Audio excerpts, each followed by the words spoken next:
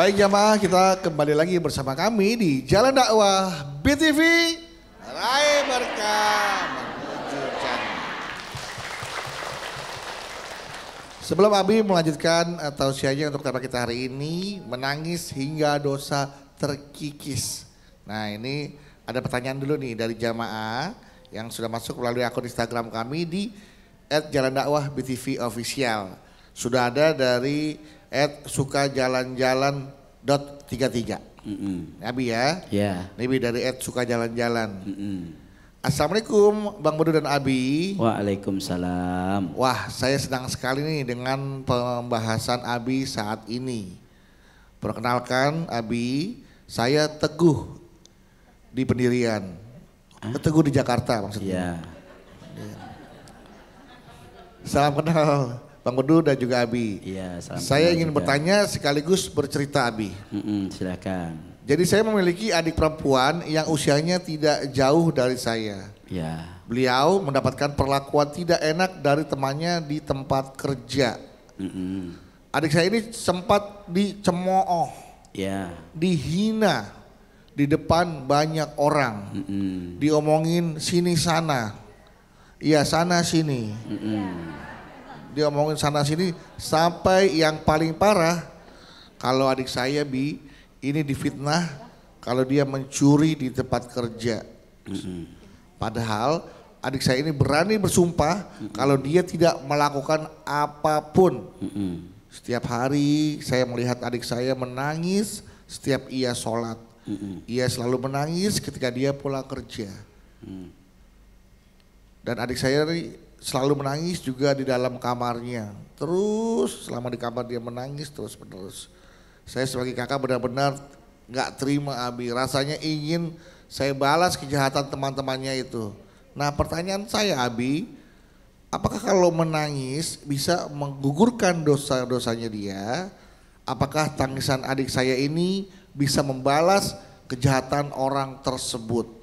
Kejahatan orang-orang tersebut. Karena saya ingin sekali balas kejahatannya. Terima kasih Abi. Kakaknya emosi gak terima Abi atas perlakuan teman-teman adiknya yang memfitnah adiknya mencuri di kantor. Baik. Apakah membalas kejahatannya diperbolehkan Abi? Silakan. Baik. Bu. Bu. Alhamdulillah. Tidak pernah kita pesan kalau akan datang ujian dan masalah dalam hidup kita. Tapi ahasibanas, setiap manusia itu akan diuji oleh Allah. Dan ujian itu tidak pernah tahu kapan dia akan datang. Kadang kita sedang merasa diuji ini, ada ujian datang lagi. Ini belum tuntas, datang yang baru lagi. Ini belum selesai, ada lagi ujian. Udah diomongin, dicemooh, hati masih sakit, malah dituduh mencuri. Akhirnya adalah apa? Kita juga pasti manusia. Ada saat dimana nggak bisa kita ngungkapin dengan omongan, tapi kita bisa sampein dengan tangisan. Betul? Maka jangan pernah takut salah, Bu. Kalaupun orang ngomongin kita, orang mencemooh kita, dan kita tidak melakukan kejahatan apapun, ikhlaslah dengan diri kita. Tu'ti man haramaka wa tazulm man dolamaka wa ta'fu amman dolamaka. Dan maafinlah orang yang zalim sama kita. Betapapun hati kita ikhlas, betapapun hati kita redho, yakin bahwa apa yang seseorang tanam kepada orang lain, maka dia akan menuai apa yang dia tanam. Betul? Jadi nggak perlu kita mendoakan yang salah sama orang yang jahat sama kita. Nggak perlu kita juga ngedoain yang kurang baik sama orang yang menyakitin kita. Biar saja. Jangan pernah kotorin hati kita untuk mendoakan yang salah kepada orang lain. Biarpun dia sudah memfitnah kita, jelekin kita, bahkan mungkin membicarakan kita dengan hal-hal yang sebetulnya itu tidak ada buktinya. lillahi ta'ala, Bu, ikhlaskan. Boleh jadi ini jalan Allah sedang menggantikan dosa kita jadi pahala yang berlimpah. Amin ya robbal. Karena hakikatnya saat ibu dibicarakan oleh orang lain, diomongin oleh orang lain, disakitin oleh orang lain, hakikatnya Allah sedang memindahkan dosa-dosa kita dan berganti kepada orang lain. Subhanallah. Oleh karenanya mintalah kepada Allah ampunan. Banyak di antara kita yang kadang lupa minta ampunan kepada Allah. Kita hanya minta banyak rezeki, kita hanya minta terbebas dari ujian, kita hanya minta bahagia di dunia ini. Tapi kadang kita lupa, nggak pernah minta ampun kepada Allah. Sadarin Bapak Ibu semua dan pemirsa Jalan Dakwah, boleh jadi yang menjadikan sebab kenapa Allah menguji kita dan ujian itu nggak tuntas-tuntas, nggak selesai-selesai, mungkin karena kita lupa saat kita berdoa kita tidak pernah minta ampun kepada Allah. Dosa itu seperti debu yang ada di kaca mobil kita. Kalau tidak diusap, kalau tidak dibersihkan, maka debu itu tidak akan hilang. Maka itulah seperti dosa. Kalau kita tidak minta ampun kepada Allah, kita tidak bertobat kepada Allah, maka sepanjang itu pantas kalau kita pengen hajat nggak dikabul sama Allah, kita punya cita-cita tidak terwujud, kita punya keinginan tidak tertunaikan, bahkan kita punya rezeki yang banyak, kita minta masalah tuntas, ini tidak selesai. Kenapa? Karena kita lupa minta ampun kepada Allah. Apa yang harus kita lakukan? Banyak istighfar. Astagfirullah Rabbal, ya astagfirullah minal khotoya, astagfirullah rabbal, ya astagfirullah minal. Saat ibu istighfar menghadap kiblat, mengangkat kedua belah tangan, kita enggak minta apa-apa sama Allah. Kita cuma minta sama Allah, ya Rabb, ampuni dosa saya. Kita merenung dengan dosa kita. Kita mengakui kita banyak dosa.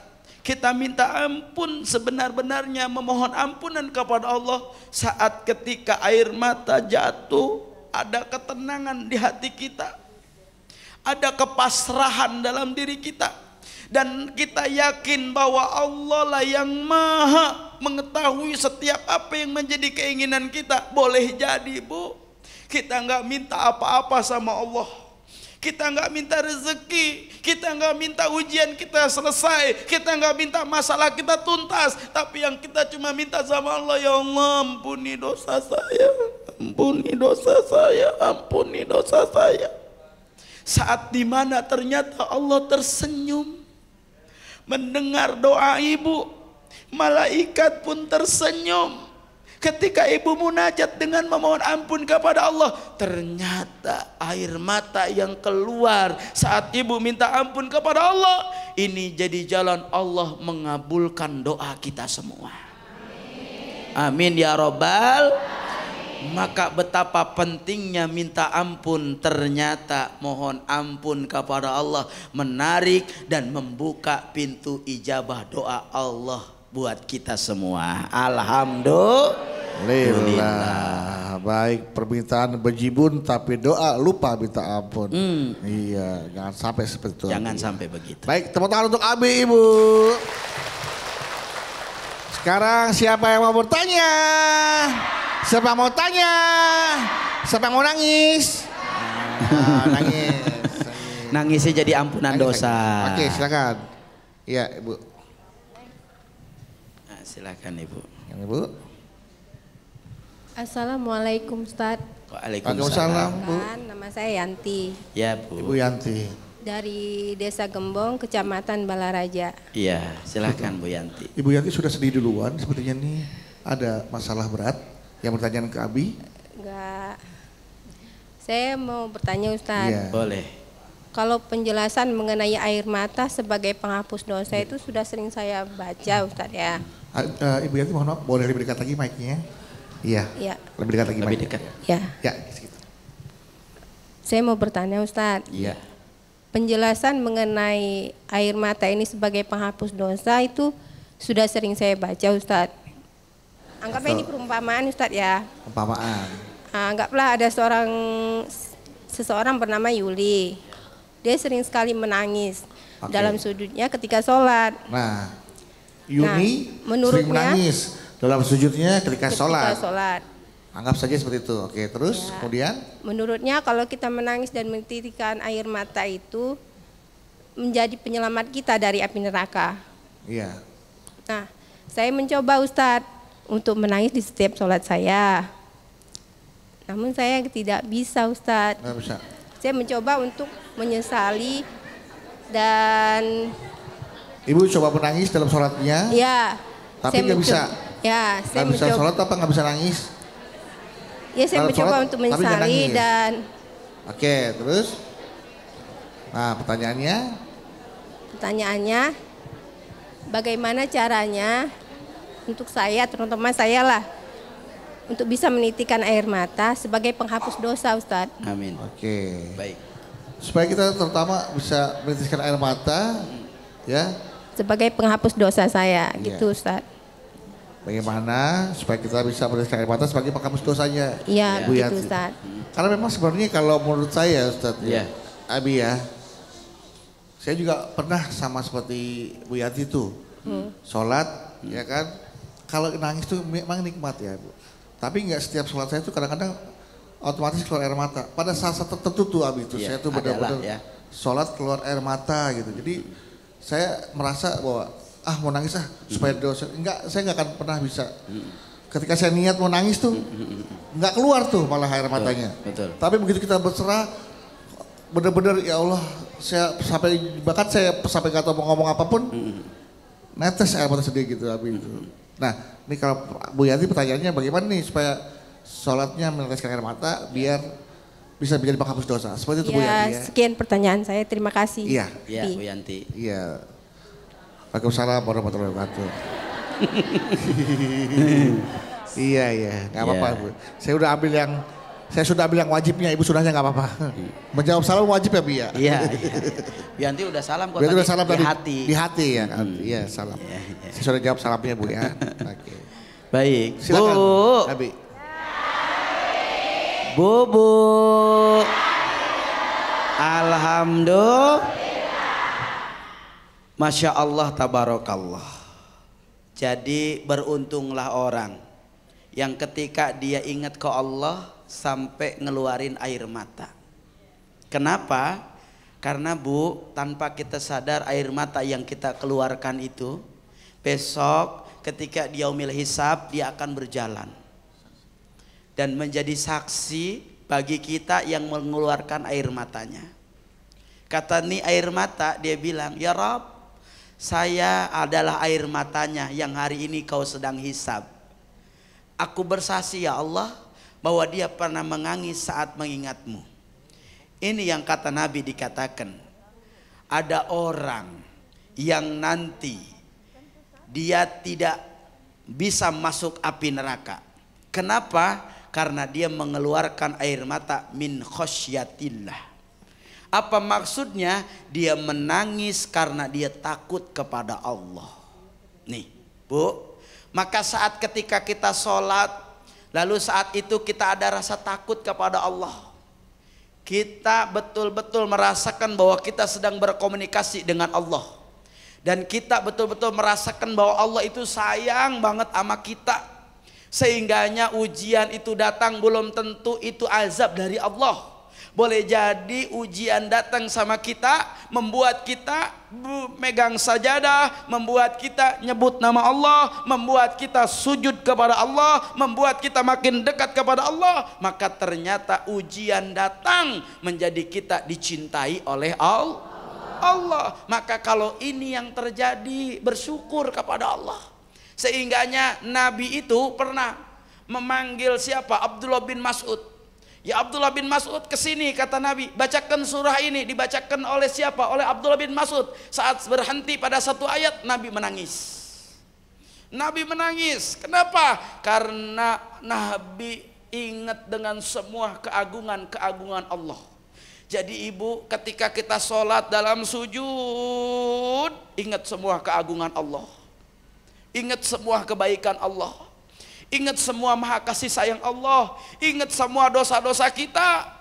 Maka boleh jadi tangisan yang keluar seketika tanpa kita rencanakan, tapi dia ngalir dengan apa adanya, dan itu boleh jadi penghapus dari dosa-dosa kita semua. Amin ya robbal, amin ya robbal. Sehingga ini yang perlu kita lakuin, karena dari tangisan hati akan tenang, bener nggak? Dari tangisan hati kita akan lembut. Dari tangisan kita akan menjadi orang yang bersyukur. Dan dari tangisan mudah-mudahan kita menjadi orang yang besok masuk surganya Allah. Amin ya robbal, amin ya robbal. Dan lebih luar biasa lagi, dari tangisan kita belajar memaknai bahwa Allah itu sayang sama kita. Insya Allah. Ibu pernah nggak Bu ngalamin ya, karena kan biasanya ini pertolongan Allah tuh datang di menit-menit terakhir. Di persimpangan ya, di last minute. Kita lagi bingung. Ketika kisah Nabi Ibrahim mau dibakar. Benar. Tiba-tiba api itu menjadi dingin. Dingin. Nabi Musa dikejar Firaun, di ujung lautan. Ujung lautan, tiba-tiba pertolongan Allah datang. Laut terbelah. Ibu pernah ngalamin Bu? Saya yakin ibu masih pernah ngalamin. Di saat ibu lagi putus asa, lagi buntu dengan masalah-masalah ibu, tiba-tiba Bu pertolongan Allah datang. Bu, betapa baiknya Allah Bu. Pernah ngerasain Bu? Otomatis netes kan tuh air mata tuh Bu. Masya Allah. Ingetin terus kebaikan Allah. Maha baik Bu, Allah maha baik. Kita udah doa-doa, emang belum dikasih, tapi begitu last minute kita udah kata ya Allah mau ngapain lagi, tiba-tiba pertolongan Allah datang. Masya Allah. Abi, Masya Allah itu benar-benar saya juga ngerasain banget gitu Abi ya. Banget. Masya Allah. Banyak. Jadi benar-benar jadi saya ingat Masya Allah. Kebaikan Allah itu nggak kita sangka. Padahal dosa kita banyak banget. Kita duga, tiba-tiba datang, nggak kita rencanain, tiba-tiba datang, tahu-tahu ya Allah, padahal gua nggak rencana ya. Kok dia yang nolong saya, ya Rob. Tuh ya. Itulah. Ya Bu ya. Allah banyak kebaikan ya. Allah buat kita semua. Tangan buat Ibu Yanti ya. Semoga Bu Yanti bisa benar-benar meneteskan air mata karena kebaikan Allah. Amin, amin. Karena kasih sayangnya Allah, karena rahmatnya Allah sama kita ya Bu Yanti ya. Baik, setelah ini jamaah silakan, siapa lagi yang mau bertanya? Sebelah sini aja silakan. Nah, silakan.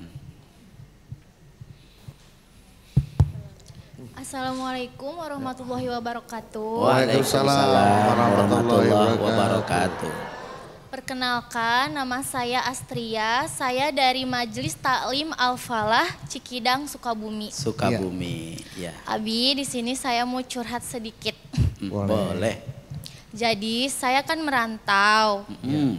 Dari sejak saya masih kuliah sampai sekarang saya nikah dan berumah tangga di tempat perantauan saya ini. Sementara orang tua saya kan di kampung, di luar Pulau Jawa. Oke, terus Mbak Astri? Sampai saya bertemu dengan orang tua saya itu, saya cuma bisa setahun sekali. Ketemu orang tua setahun sekali? Karena faktor biaya yang cukup lumayan besar. Sedangkan ekonomi saya dan suami saya tuh terbilang cukup rendah lah gitu. Ya, sampai sehingga saya tuh tidak mempunyai biaya untuk membeli tiket pulang. Oh iya, baik-baik. Abi, jujur semakin bertambahnya usia saya saat ini, saya sering banget mendoakan kedua orang tua saya. Bahkan sampai saya tuh sering banget terbilang jarang mendoakan saya sendiri dan suami saya tuh dalam doa-doa saya. Karena saya selalu mendahulukan mendoakan kedua orang tua saya dulu. Iya. Nah, jadi pertanyaannya saya itu adalah, Abi, apakah sikap saya ini bijaksana? Karena saya kan selalu mendahulukan untuk mendoakan kedua orang tua saya ketimbang mendoakan diri saya sendiri. Dan suami. Iya. Mungkin cukup sekian, mohon pencerahannya. Sekian, terima kasih. Assalamualaikum warahmatullahi wabarakatuh. Waalaikumsalam warahmatullahi wabarakatuh. Baik, kita nanti akan mencoba menjawab pertanyaan dari Ibu Astri ya. Jadi dia ini bisa dibilang jarang sekali mendoakan diri sendiri. Dia lebih sering mendoakan orang tuanya. Nah, apakah itu bijaksana atau tidak? Keputusan Mbak Astrid untuk mendoakan orang tuanya terlebih dahulu dibandingkan dirinya dan suaminya. Boleh dibahas nanti, Bi ya? Kapan? Nanti setelah dia diam. Udah diam. Setelah kita kembali lagi ya. Siap. Tetaplah bersama kami di Jalan Dakwah BTV. Meraih berkah menuju jannah.